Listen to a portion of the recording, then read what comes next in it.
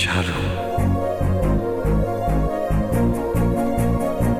হ্যাঁ দাদা ভাই, খুব ভালো। দিদিটা না ভীষণ ভালো, আর যা সুন্দর দেখতে না। ওই ঠাম্মি বলে না, একদম লক্ষ্মী ঠাকুরের মতো দেখতে। আমার আজকে সত্যি সত্যিই মনে হলো যে আমি নিজের চোখের সামনে সাক্ষাৎ লক্ষ্মী ঠাকুরকেই দেখলাম। দাদু ভাই, তুমি কি বলছো? আমি তো কিছুই বুঝতে পারছি না। কে এই চারু? আরে ওই দিদিটা যে আজকে দুধ দিতে এসেছিল। এসব তুমি কি বলছো বনি? আমি তো কিছুই বুঝতে পারছি না। কে এই চারু?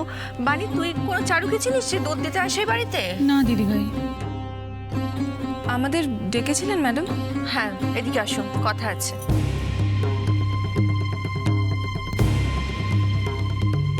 Yes madam. এসব কি হচ্ছে এই বাড়িতে? চারু বলে এই মেয়েটিকে, সে নাকি এই বাড়িতে এসে আবার সন্দেশও বানিয়ে ফেললো। I really need an explanation. Can you explain?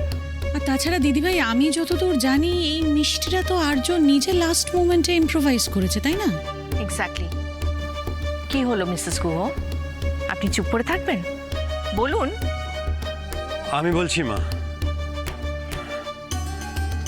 মা আসলে লাস্ট মোমেন্টে এত কিছু ঘটে গেছিল যে তুমি টেনশন করবে বলে সত্যি কথাটা বলা হয়নি। I am sorry. ও মিষ্টিটা আমি বানাইনি, ওটা ওই মেয়েটি বানিয়েছে। এক্স্যাক্টলি, আমি সেটাই জানতে চাইছি। কে এই মেয়েটি? কেন এই বাড়িতে এসে হঠাৎ মিষ্টি বানাতে শুরু করে দিল? এর পেছনে কি কোনো কারণ আছে আর্য? না না, আর্য যে জিনিসগুলো এনে দেওয়ার জন্য বলেছিল সেগুলো কি এনে দেওয়া সম্ভব হয়নি? না না স্যার, সেরকম নয়। আসলে এই বাড়িতে দুধ এসে পৌঁছতেই অনেকটা লেট হয়ে গিয়েছিল। তারপরে ওরা যখন মিষ্টি বানাতে শুরু করবে তখন জানা গেল যে সব দুধ নষ্ট হয়ে গেছে। আমরা তো সবাই খুব ভয় পেয়ে গিয়েছিলাম। কিন্তু তারপরে যে মেয়েটি দুধ নিয়ে এসেছিল ওই বলল যে ও নাকি ওই নষ্ট দুধ থেকে মিষ্টি তৈরি করে দিতে পারবে। তারপর সত্যি আমাদের সবাইকে অবাক করে দিয়ে এত কম সময় ওই নষ্ট দুধ থেকে মিষ্টি বানিয়ে দিল। আর সেই মিষ্টিটাই আপনারা খেয়েছেন। একদিক দিয়ে ভালোই হয়েছে, নকল গেস্টদের জন্য নকল মিষ্টি। কি তাই তো বাবা? না না, মিষ্টিগুলো তো আর নকল নয়। আর তাছাড়া খেতে তো চমৎকার ছিল, আমি তো নিজে খেয়েছি। একদম ঠিক দাদা, সত্যি মিষ্টিটা চমৎকার খেতে ছিল। আর আমি তো ভাবতেই পারছি না, মানে নষ্ট দুধ দিয়ে এত সুন্দর মিষ্টি তৈরি করা সম্ভব? আমি তো খেয়েই বুঝতে পেরেছিলাম পাকা হাতের তৈরি। আচ্ছা, মেয়েটা কোথা থেকে এসেছিল জানো তোমরা? ম্যাডাম, উনি কুণ্ডুবাবুরই লোক। হ্যাঁ ম্যাডাম, আসলে আমি জানি। জানো তো ঠাম্মি, ওই দিদিটা না মাধবপুর নামের একটা গ্রাম থেকে এসেছিল।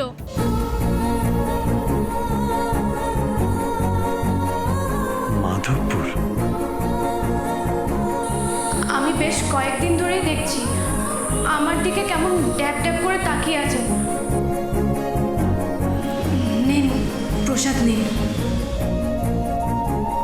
তার মানে আমি ঠিকই ভেবেছিলাম। আমার চারু আজ একটা বড্ড ভালো কাজ করেছে। গ্রামের সকলে স্বস্তি পেয়েছে, একটা বড় চিন্তা থেকে মুক্তি পেয়েছে। আমার জন্য কত বড় গর্বের কথা বলতো মা। আমার চারু সামনে দাঁড়িয়ে থেকে সব কিছু সামলেছে, আগামী দিনেও সামলাবে।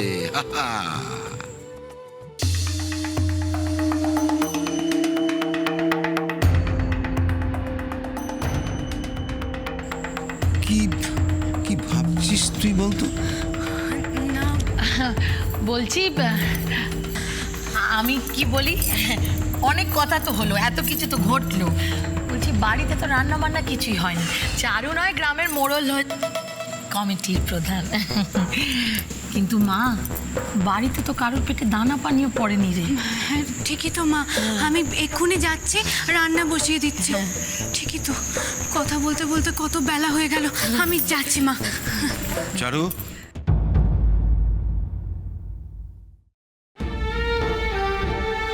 চারু তুই কিছু একটা চিন্তা করছিস কিন্তু তুই বলতে চাইছিস না। দেখ, বাবার চোখকে কিন্তু তুই ফাঁকি দিতে পারবি না। আমায় বল, কি ভাবছিস তুই?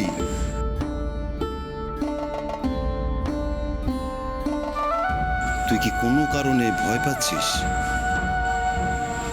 হ্যাঁ বাবা, তবে আমার জন্য নয়। তোকে? কেরামের সকলের জন্য। কেন? ফটিকটা যেরকম মানুষ রাগের বসে না, কারোর ক্ষতি করে বসে।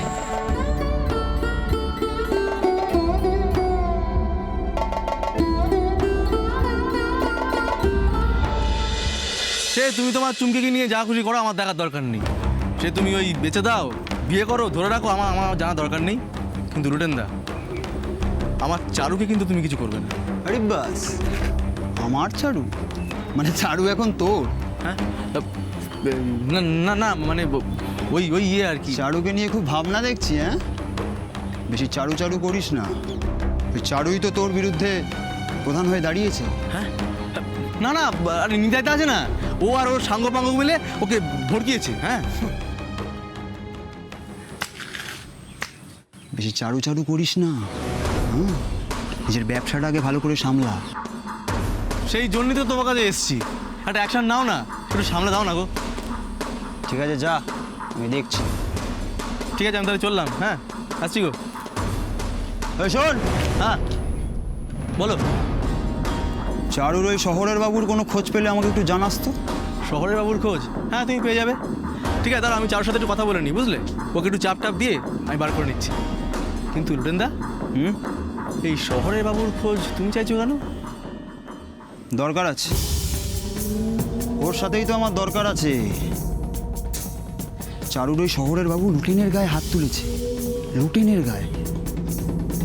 এবার ওর ব্যবস্থা না নিলে তো আমার সম্মান থাকবে না। না, ওর ব্যবস্থা তো নিতেই হবে।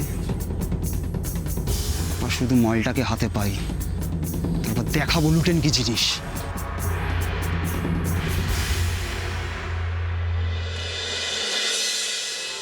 বনি, তুমি আর কোনো কথা জানো ওই দিদির ব্যাপারে? হ্যাঁ জানি তো, ওই দিদিটার না দুটো গরু আছে। মা গরুটার নাম ভগবতী, আর তার বাচ্চাটার নাম হলো সরস্বতী। আর জানো তো ঠাম্মি, আমাদের বাড়িতে ওই লাল ফুল আঁকা যে ক্যানটায় দুধ আসে না, ওটা তো ভগবতীর দুধ।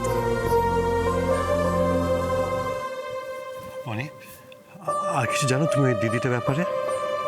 আমার দিদিটা এর থেকে বেশি তো আর কিছু বলেনি, কিন্তু কিন্তু কি বনি? বনি চুপ করে থাকিস না, বল না কিন্তু কি? ও দাদু ভাই বলো। আজকে চারু দিদি না থাকলে আমার... মুন্ডু আঙ্কেল, তুমি এত ভয় করো না তো, আমি কাউকে কিছু বলবো না। কি হয়েছে বনি, বলো আমাদের।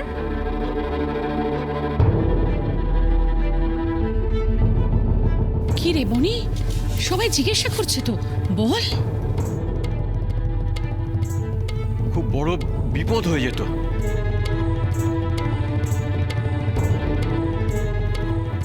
চারু যদি না থাকতো, আমাদের আমাদের ছোট দাদাবাবু যে সাংঘাতিক বিপদ ঘটে যেত। বিপদ? কি বিপদ? বিপদ মানে ওই ছোট দাদাবাবু যখন বাগানে ঘুরতে গেছিল, তখন... ছোট বাবু, ছোট বাবু, কি করছো রে তুমি? বনি,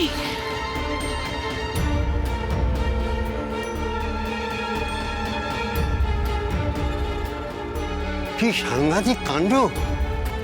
সত্যি তো, আমার তো শুনেই হাত পা ঠান্ডা হয়ে যাচ্ছে বাবা।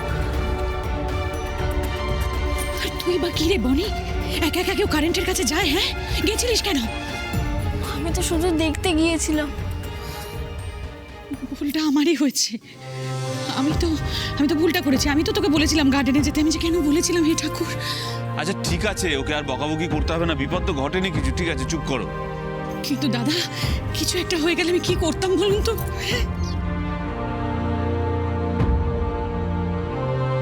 মেয়েটাকে আমাদের রাধা মাধবী পাঠিয়েছেন ছোট দাদু ভাইয়ের প্রাণ বাঁচানোর জন্য।